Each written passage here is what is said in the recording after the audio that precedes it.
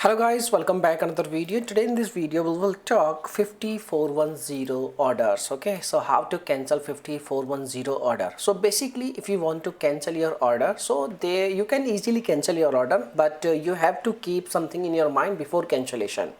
So you can see this is the policy of their order cancellation. Like before payment, if you don't make any payment, then you can say like you can cancel your order.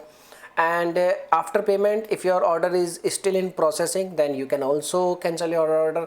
If your medicine is under shipping, you can say like your medicine is not shipped, so it means you can also get your refund and you can easily cancel your order. But after, you can say like shipment, when they process your medicine, when they process your shipment, then there is no refund, there is no, you can say like, though there is nothing, you can't do anything, because their medicine, as you know, they have custom you can say like models, so they will provide you medicine according to your condition. So that's why order cancellation is not possible if they make any shipment. Okay, so as you know, they don't have any kind of shipments also. So basically what you have to do, you need to contact with the customer support team, and you need to send an email related to order cancellation. You need to compose an email, and you need to send the email at help@5410.com. okay, so once they receive your email, they will notify you